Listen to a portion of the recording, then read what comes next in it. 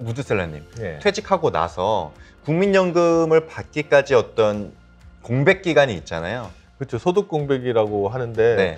요즘은 공무원들도 이거 걱정하는 거 아세요?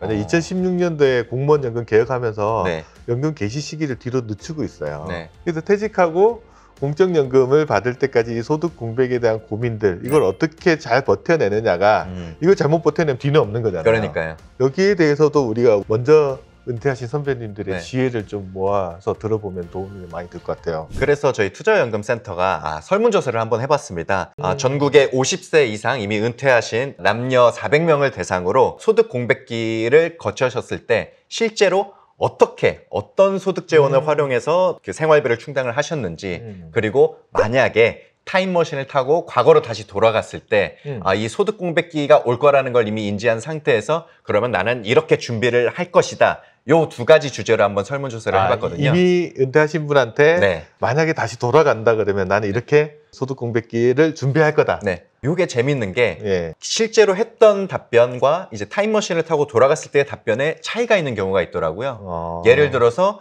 실제로 이렇게 했는데 과거로 타임머신 타고 돌아갔을 때 답변이 줄어들면 요거는 나는 과거로 다시 돌아갔을 때 이 방법은 안 쓰겠다. 이거보단 좀 더 나은 방법이 있을 거다. 그거 좀 안 했으면 좋겠다. 네, 실제로는 못했지만 과거로 돌아갔을 때는 나는 요 방법을 하겠다. 이렇게 답변의 그 득표수가 올라가는 경우에는 그렇구나. 요거를 꼭 대처를 하겠다.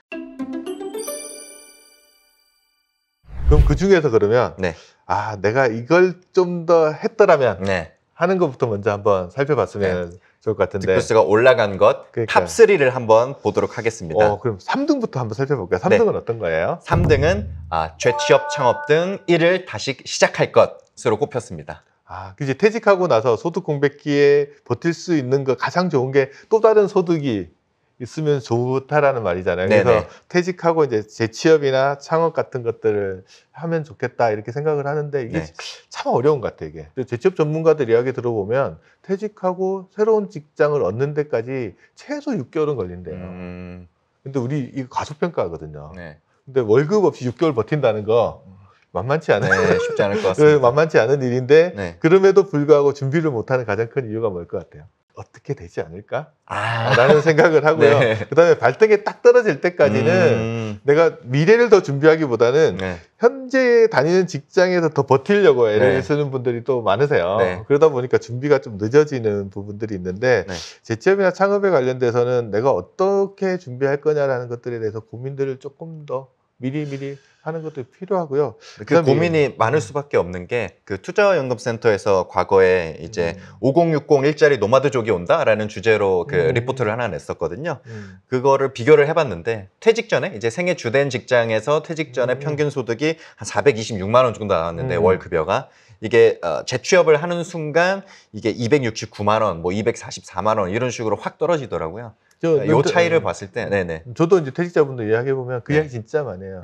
재취업 하려고 하면 뭐가 제일 고민하냐면 소득이 자기가 최고 정점에서 보통 퇴직을 하잖아요. 그러니까요. 그때 대비해서 심하면 3분의 1 정도까지 떨어진대요. 그래서 저한테 막 대놓고 하는 말이 뭐냐 그러면 잘 생각해봐. 최저임금보다 조금 더 받을걸? 그런 말을 하면 이거 받아들이기가 쉽지 않고 좀 더 나은 직장이 있을까라는 생각이 있어서 찾다 보니까 시간이 좀 더 걸리는 경우들.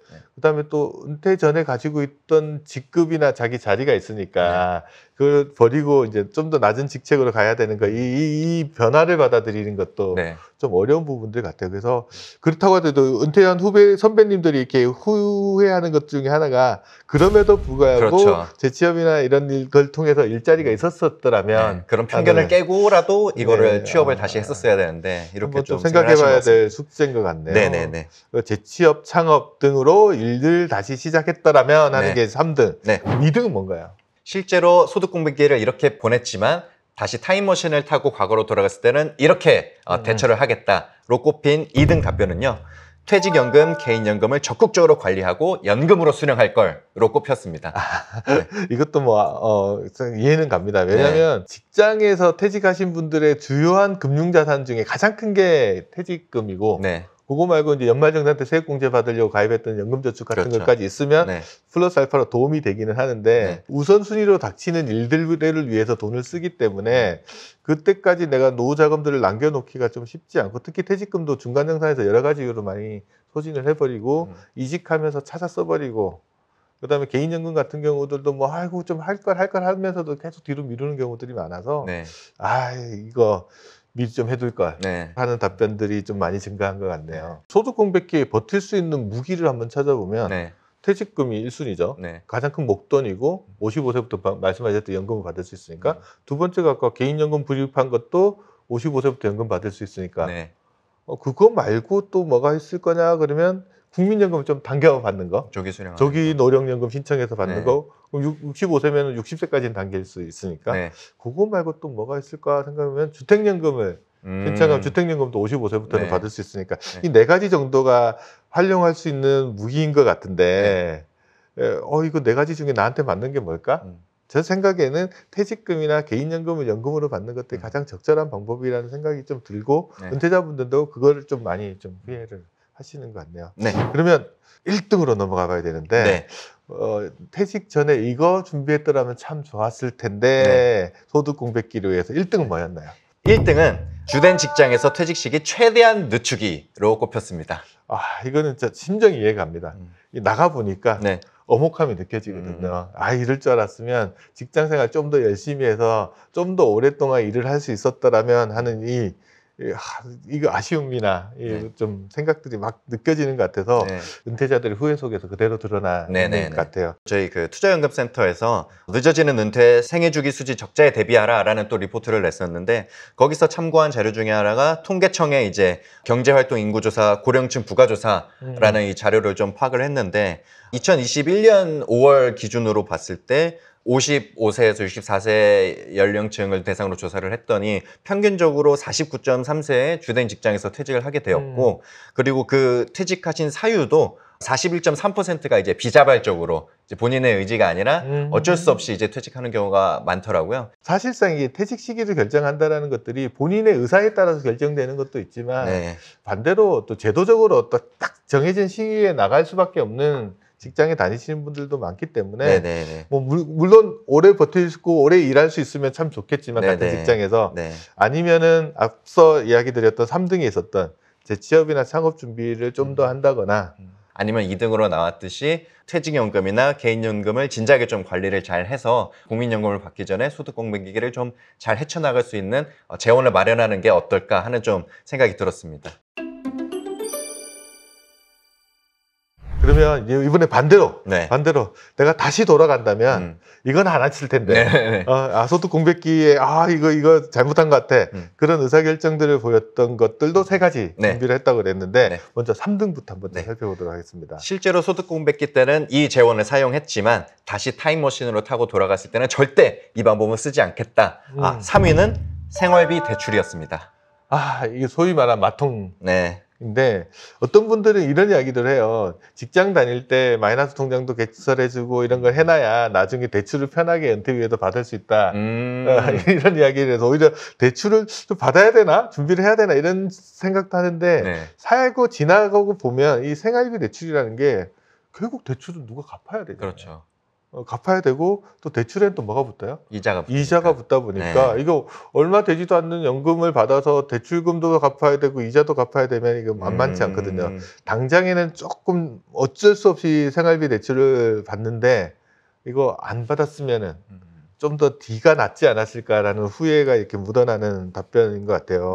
그러면 2등은 어떤 거였나요? 2등 후회하고 있는 거. 이건 안 했었으면 좋았을 텐데. 타임머신을 타고 과거로 돌아갔을 때는 이 방법은 사용하지 않겠다로 꼽힌 2등은 국민연금 조기 수령이었습니다. 국민연금은 이제 자기가 원래 연금을 받을 수 있는 나이보다 최대 5년 정도 당겨 받을 수 있는데 그걸 이제 조기 노령연금이라고 하잖아요. 근데 그 보통 연금을 당겨 받으면 1년 당길 때마다 연금액이 6%씩 감액되거든요. 그럼 5, 6, 30이면 5년 당기면 한 30%가 감액이 됩니다. 근데 저도 이 질문 되게 많이 받거든요. 당겨 받는 게 좋나요? 정상적으로 받는 게 좋나요? 이게 뭐냐 그러면 당겨 받고 싶은 마음이 있거든요. 합리화가 좀 두 가지가 있는 것 같아요. 당장에 그 현금화 시켜서 쓰고 싶은 마음도 있는 거지만 또 불안함도 있는 것 같아요. 내가 계속 받을 수 있을까? 그렇죠. 또 오히려 일찍 죽으면 어떡하지? 그렇죠. 이런 생각들 때문에 좀 당겨받으려고 하는 생각도 있는데 지나고 나서 봤더니 생각한 것보다 오래 사는 거예요.